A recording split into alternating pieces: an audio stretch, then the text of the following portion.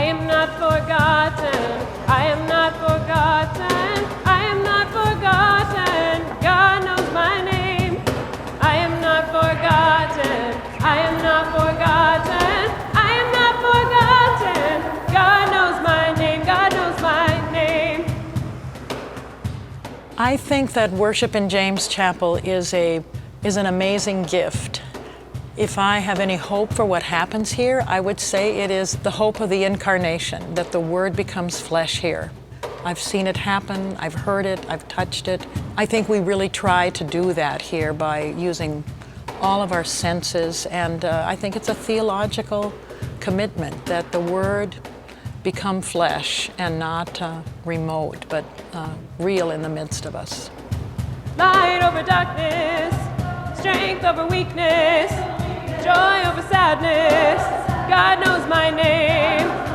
Mother to the motherless, friend to the friendless, hope for the hopeless. God knows my name.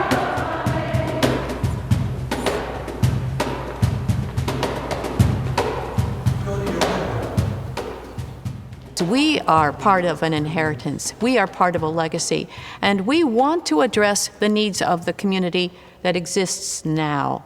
So we actually try every possible way that we can imagine, following what happens in our classrooms, to push out the edges and the boundaries of what can happen in worship so that we can imagine something new.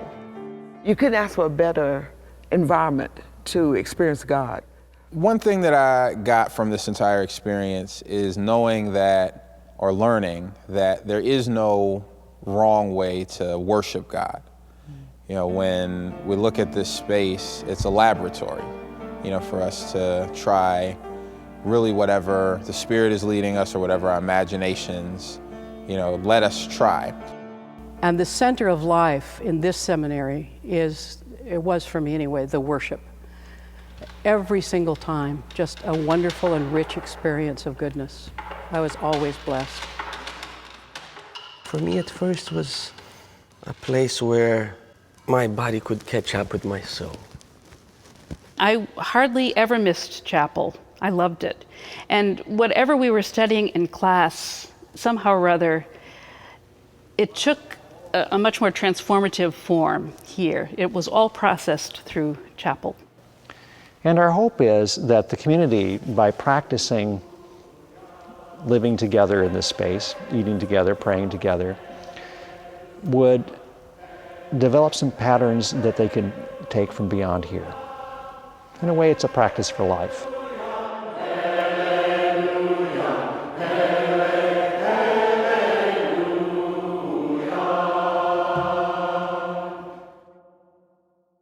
We knew that we needed to do something new because it wasn't meeting the human needs of the community. We were a community facing urgent questions about war, poverty, racism, sexism, sexual orientation. We were talking about these issues in the classroom, but we were rarely dealing with them in the chapel. What moved us to act and to try and explore possibilities in the chapel was the urgency of the day. Attendance at worship was very scarce. And the reason for that, I suppose, was various. But among other things, the time was not ripe for a form of worship service which was formal and somewhat rigid. We had pews, as in most churches here. We had a architectural setup which was more or less pulpit-centered. And although that suited my own Protestant dispositions, it was in conflict with an increasing sense in the churches, Protestant and Catholic, that worship is something that belongs to the people, and which is symbolized more by a circle than by parallel lines of seats. So you had the important people up front, and they were at a higher elevation than other people. Those are just a couple of the many parts of the arrangement that were designed to exalt those in authority and to keep others in their place. And I remember standing in the pulpit and preaching a sermon in which I declared that pews, that is to say fixed pews, were an invention of the devil to keep the people of God apart. The experience of taking out the pews and putting in chairs is the most significant thing that happened in this place, because it required of us to think about not only what will we do around worship, but how will we look at each other? How do we, in fact, engage each other? And the most important thing for us to have done is to figure out that worship is not just something delivered to us as a community, but it's something that we all give to each other. Well, there were a few people who had been here in seminary for a long time who were deeply shocked by the idea that we should get rid of a stained glass window, or that we should take up the pews and clear out the space. Resistance to that was very real. That was really overcome by the insistence of members of the board of directors that this was a change whose time had come. This was a 5-year evolution, which among other things had both faculty input, student input, and board of directors input, because as we started talking about it, we really were talking about something quite expensive, which was a renovation of this space that meant destroying some things in order to create other things.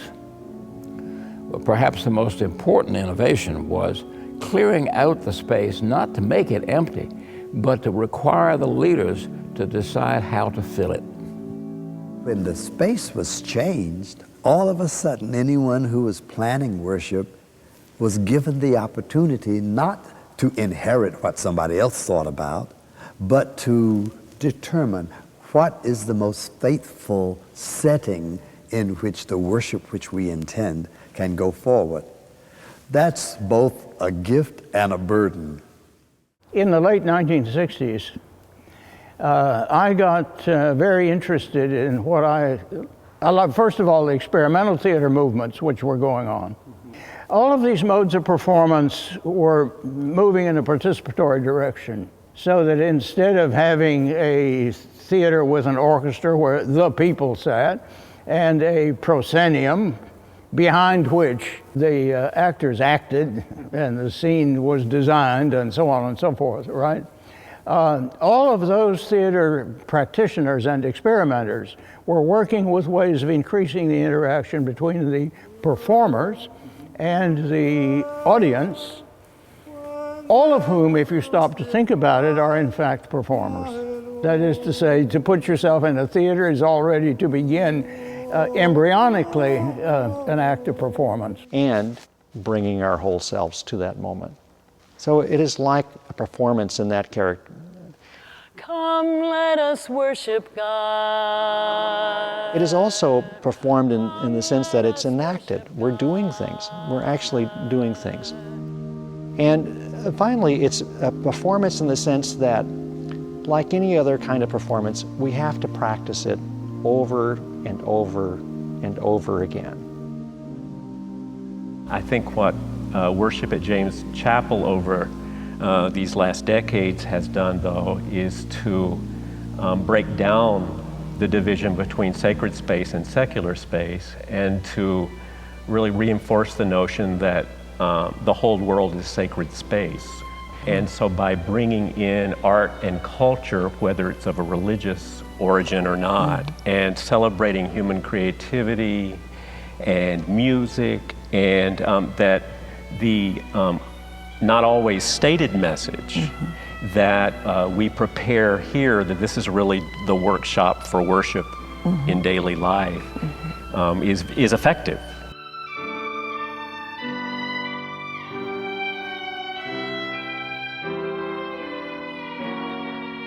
When we sit, we're so often here in a circular configuration, so that instead of looking up there for something far lofty or whatever, right, we're looking at other human beings.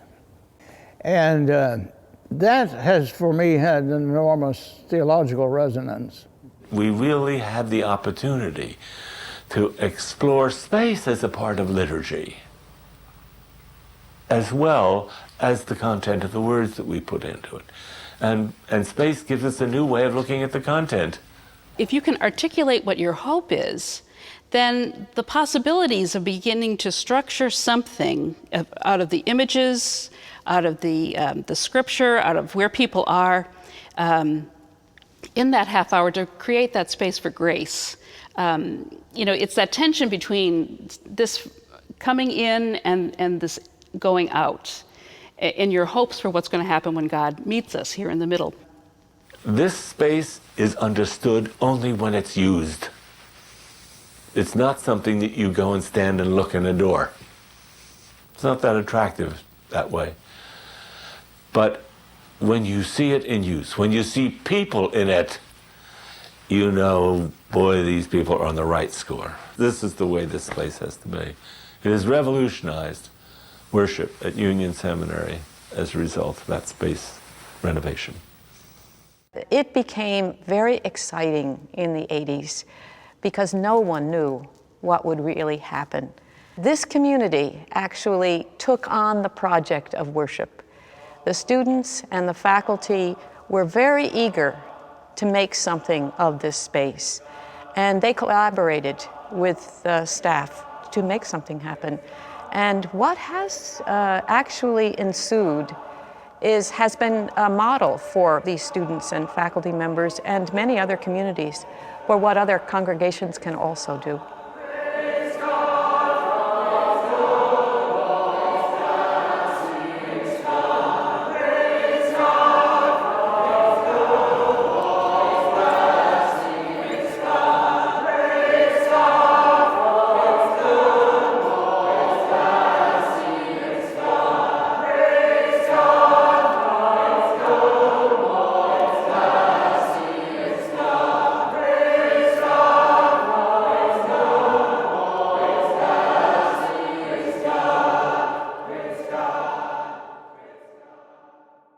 Another thing that I remember is the way in which even the airspace became a part of the decor. That was new to me. I would never have thought of streaming pieces of cloth taking on so much significance. Fabric plays a very crucial part in the worship here. There was one guy who'd been a contractor, and the service that we planned for our commencement day was on Ascension Day. He devised, when we read Psalm 47, when God has gone up with a shout, he had this red thing that went flying up into the ceiling. And Troy makes all those things possible. I don't know what's up in the ceiling, but there's been a lot of activity there that has been pretty dramatic. We decided that we should have a cloth that came all the way across the chapel to the end and then back again, so that in the part of the service where the ascension happens, the one cloth would fall to the ground and cover the communion table, and the other cloth would remain as sky. So it's not that the sky was falling, it was that the sky was joining us. You might say that this space became three-dimensional in a way for the first time. We went and talked to the folks in the chapel office, to Janet and to Sue, and we wanted to do a week using the theme of the closet and how the closet for gay and lesbian people have structured so much of our experience in the church, but to not only talk about the oppression of the closet, but also this theme of transforming the closet and how we could move through that to a place of celebration and inclusion. Was the idea to actually build a closet out of plywood, and then to use it as the central prop in worship throughout the week there. The first day we carried the closet in flat as a coffin. So we had a funeral for all of the gifts that had been buried in the closet. The second day, we, I think, preached from the closet. We set it up at the foot of these steps here, and somebody on the top level used it as a preaching forum. And then the third day, I think somebody was inside the closet preaching from it. I think that was My Name Is Not, etc., somehow or other. And that one ended up in this big dance, as I recall. And then finally, the fourth day, we turned it on its side again, and it became the altar table. So that whole planning thing suddenly turned from an exercise in anger into this exercise in tremendous transformation, both for the planners and leaders and the gathered community. Another liturgy that was very, very memorable for me was one created by Elizabeth Schell. She was in a class on womanist and feminist perspectives on preaching, and she decided to preach and ask others to preach in their own way about the story in the book of Judges. So when we entered the chapel, we encountered pieces of a woman's body, not, of course, a physical body, but a body that she created, a stuffed woman's body. And they were strewn throughout the floor. And as we walked in, we had an immediate encounter with what violence intended to do. It evoked especially women's experience of violence, and was a time for some of them to experience healing by remembering the body, and of that gigantic doll, really, being touched so lovingly and prayed about so lovingly. There was a piece of them that might have been broken that got remembered through the gift of the community and of that liturgical action.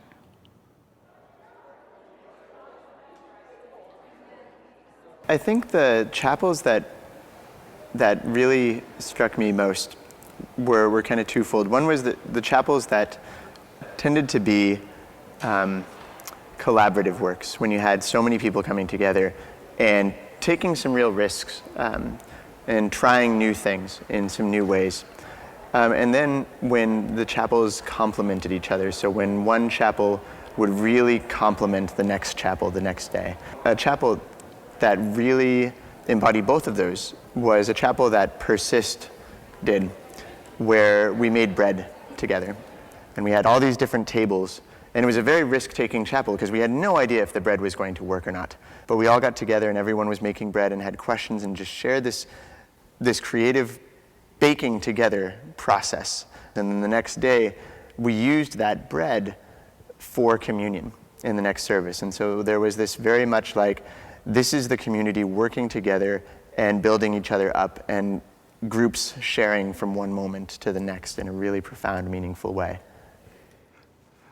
One of the most memorable worship experiences I had while I was a student at Union in the late 70s was a Eucharist service during Lent. And when it came time then for sharing the elements, the wooden cross came crashing down from the rafters, which was powerful enough. But then on the cross were nails protruding to which the communion bread had been attached. And then we were invited to come forward and take the bread from the cross. Talking about that still gives me chills some 40 years later. It was an extraordinarily powerful experience. And this ripping of the bread and then putting the bread at the foot of the big cross, and people who wanted to could get up and take a piece of the bread, but you had to bend to get it. It had a deepening of the sense of the Eucharist when you had that literal sense of the bread broken for you on the cross.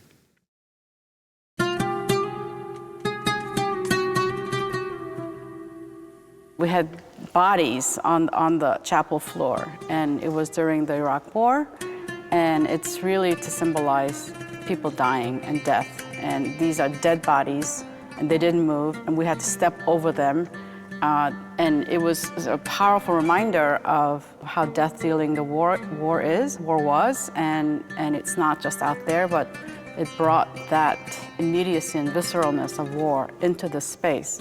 And I remember sitting there just weeping. It was so powerful because you couldn't get away from it. It was here. It was here. The sounds we were greeted to at the beginning was the sound of an oud. And that plaintive sound captured Iraq in a way that our choirs, our organ, would have a very hard time capturing. And sometimes we think these countries are very far away from us, and so we can go on as if we're not really that involved. But when we see our own students dead on the floor, it brings home to us that our neighbors' children are there. Maybe our relatives are there. And it enlarges our care. It enlarges our willingness to be courageous about opposing or at least participating in the decisions that our country is making about other countries. My name, the nameless name. I was thinking about this chapel where there were different stations that different women had set up that were their altars. And one woman, it was Rose Schwab, she had eggs. And there were some of us sitting there near the end of the chapel, and we were like, can we eat the eggs? I don't know. And it was where we didn't know what were the rules, we didn't know how we were meant to interact with these altars. So we all ate the eggs from her altar. And that was a moment of improv, of interacting in such a tangible way with the materials. And I think that was something that was often wonderful about chapel, was that you could interact with different senses. We would eat things, we would touch each other, we would anoint each other, we would have different sensory experiences, and those really stick with you.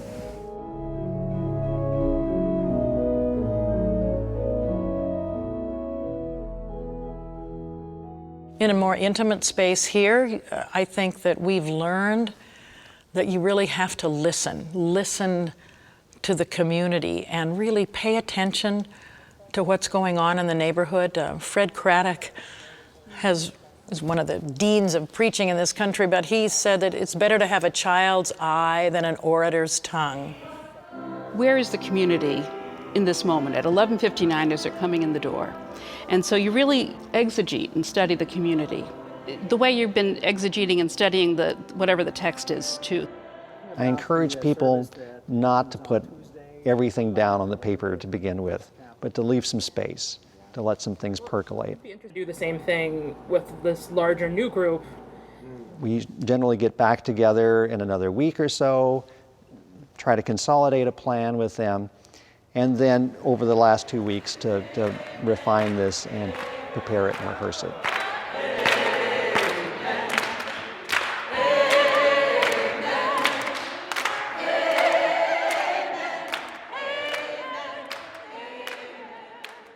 When one takes an intro choreography class, you learn that, it's problem solving. So you've got a problem of getting from here to there. How do you solve the problem? And so I approach all worship planning as choreography. And it rolls from that place. It's healthy for me because it keeps it creative and artistic, even if I'm not actually working in creative and artistic spaces. And that means a different way of approaching the text, maybe having a kind of dialogue about the way the text itself is presented that has been really exciting in working on a service here. Them off with a penknife and throw them in to the fire. We're not teaching acting with this sort of stuff. What we're trying to do is to get into the heart of what this biblical word is all about. And let it come out, let it spring through the voice, through all of the self. Working with your feet, your pelvis, everything. And they come out and say, aha, it will never be the same again.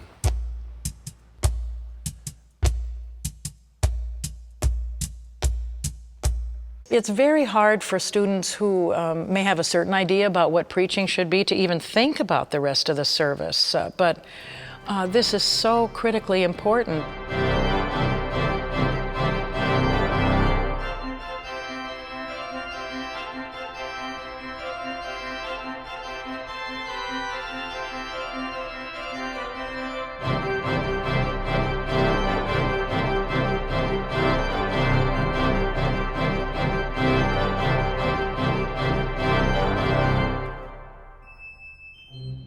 When we would have meetings and worship team planning meetings, we would take a scripture or a theme or a topic and we would discuss it and deconstruct it and distill it down to perhaps a sound bite or a single image. And then we can build the whole service around that. And that's how I decide what to use for music, is I do it first from the word, from the theme, from the image. And then it could be a piece of popular music, it could be a piece of classical music, it could be a piece of bluegrass, it could be most anything. Eastern music, Tibetan music.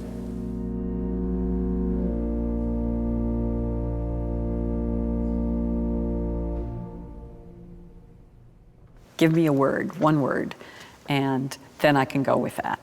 I can find all kinds of music, and they can choose from this music. I'm happy to play them anything.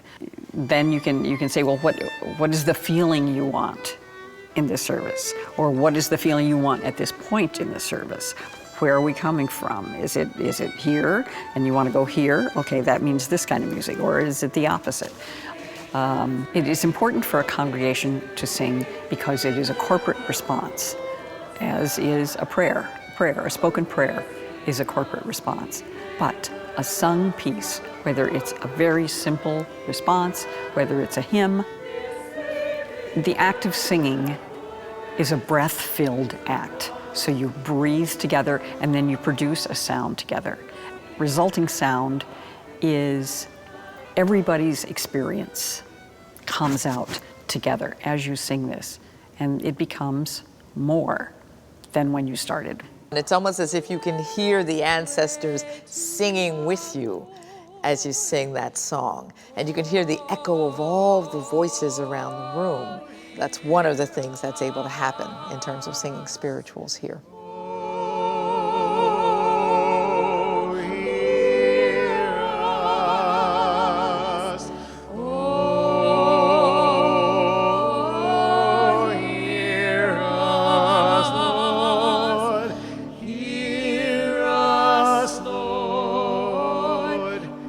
One of the things I encourage all the people who are planning worship to do is to plan the worship from the perspective of the congregation. Most people are very good at thinking about what ought to happen from the podium or the pulpit or the table, but they're not so good at thinking about what will happen with the people.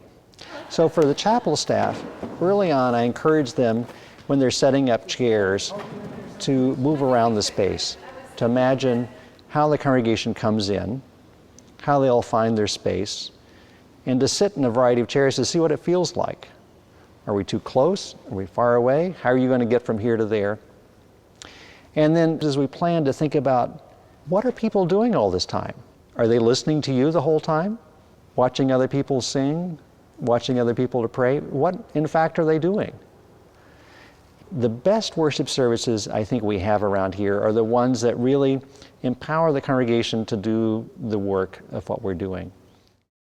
As a seminarian myself here, one of the things that I started to consider was to think about how to create not just a physical space, but a space for people to actively engage in ritual, and not just to come and sit and listen to somebody at the front speak at you, to you, and perhaps pick up a hymn book and sing one or two hymns, but to think about how the various aspects of what we do with ritual can engage, empower, challenge people to have a religious or spiritual experience.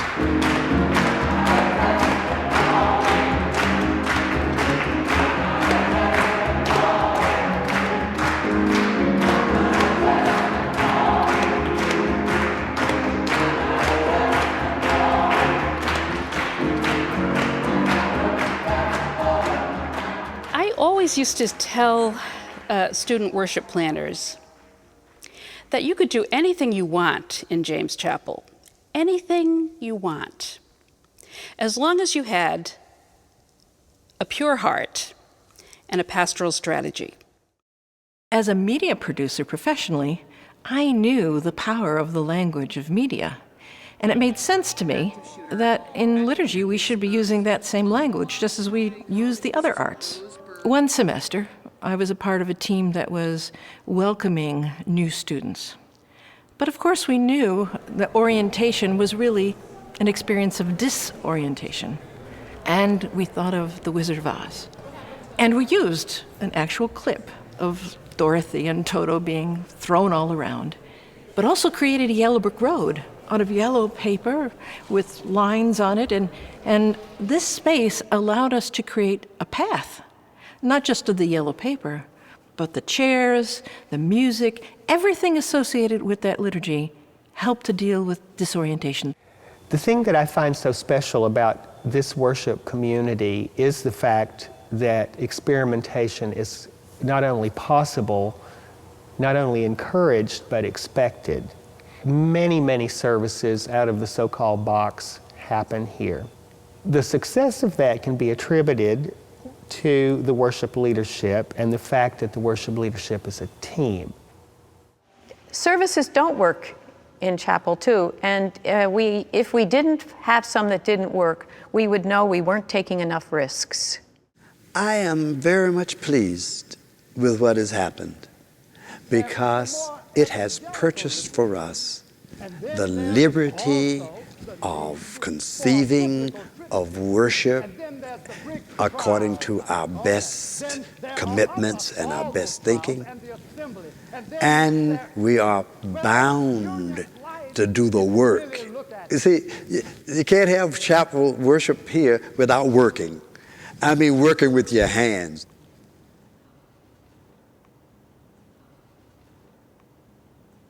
Why does it matter? Because if we didn't have these spaces to rehearse another way of being in the world, another way of speaking to one another, another way of eating together, another way of singing together, I wouldn't know how other ways we could practice that, to be honest. It is about knowing the comfort and the love of God, yes, but it's also about that risk and moving out into the world. And if you're so attached to your little pew, odds are you're not receiving this, the challenge that's here. In the feedback sessions that we had once a month or so after chapel, there was an opportunity for people to surface issues about stereotypes, preferences, whatever, in ways that I don't think most people have the privilege of having that conversation. I am not forgotten. God knows my name. I am not forgotten. I am not It's probably more than any other place I've been in my life has taught me the importance and richness of ritual, of communities gathering together and sharing the stories, the values, the things that bring us together in lots of different contexts here, and then empowering us to go back out from this place. So James Chapel functions that way for me, and I'm always grateful to have a chance to come back to it. So today in this chapel service, we will have the opportunity to gaze upon that border and lift, even for a short minute, the veil of invisibility and hear some of the stories of the people that we met. The two words that come to mind are flexibility and experimentation, and I feel that in reconstructing the space as flexible space also allowed for the flexibility of the way in which we articulate our theologies, the way in which we sort of think about structuring the space and the worship experience and the liturgy in ways that express and embody that theology and create and construct community. We're human beings, we're made out of flesh, and the issues that we're facing today are the same issues that I think we've faced since the beginning of humanity. Violence, which takes the form of abuse, war, and all those things impact humanity. But they realize they've killed all the Benjamite women, and they certainly don't want to give any of their own daughters and tribeswomen to these despicable men. James Chapel gives you courage, because when you want to try something different, and you know those who've been at this congregation for 150 years, they're not going to go for it. But it gives you the courage because you've seen it done in the lab, where you can say, now come on, we're going to do it. It's not going to kill us, and you just might like it. And then it allows us the same transformation that we've received to share that, to teach it. And I mean, if we can't take what we got here and share it with the church and with the world, what's the point? It's a training area. Another aspect of what we do is to try to push ourselves in terms of imagining what worship ought to be. And so it's a function of our teaching to think about where worship will be and how we can help to get it there. So we imagine, what are our traditions, what are our roots, where are we now, what are we discussing, and how can we push it forward? And so in that sense, it's a little bit of a laboratory. We're putting things together, we're trying them, sometimes we make mistakes, but we're pushing ourselves forward. One of the pieces for me that was so important about chapel was the rule of improvisation, that I was always greeted with a yes and so many times, and really encouraged in ways that I had never been encouraged before to try taking bold risks, to try to dream largely, and for people to say, that's a great idea, and we can do something more with it. It is by this invitation that we developed our education, because it is about developing our voice. So the education here without the chapel, I would not have 50% of the voice that I have now, if it was not for what I learned and did here in this chapel. We share so much, but we've allowed the ritual traditions to inhibit us and to think there's only one way to do things. And if there's anything I've learned in this chapel, it is that there's more than one way to do almost anything in terms of worship and ritual, and that God doesn't seem to mind a bit. In every worship service, it's possible for us to find things in ourselves that we didn't know were there. It's possible for us to dare to say things aloud that we didn't even know we thought. I think the thing that I would love to see us do is to continue to be very open to the human experience and its richness, to understand that most of the world lives differently than we live. Most of the world sings differently, speaks differently, and that experience is also part of the people of God. And really, when we can bring that into the space in a bit, we begin to experience more of who we are. There's no sense that you're coming inside of this chapel as if we are leaving the world behind. It's exactly the opposite. We bring it all together. Why? Because when we leave, we are more prepared. We have a better sense of better tools of how to fight, how to struggle, how to engage ourselves, how to go back to our communities and say, let's figure this out here. To be an outrageously free God. I'm thinking about Eric Gardner, who was held and said, I can't breathe.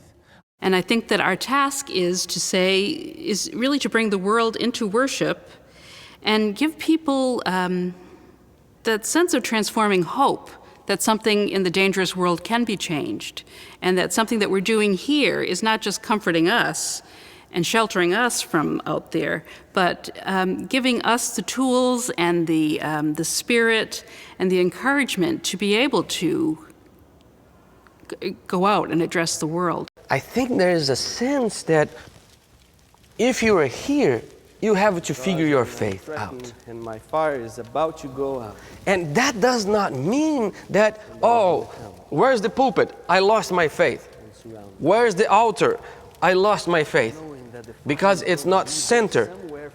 It's here, but it's there, but it's there, it's here, it's over there. Somewhere for you.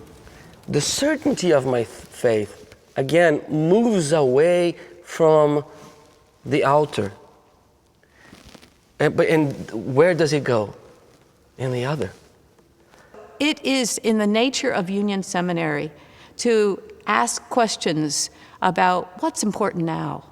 And these chairs and the arrangements that were made possible in this chapel helped us to prepare ourselves to live, which is really the reason we worship in the first place.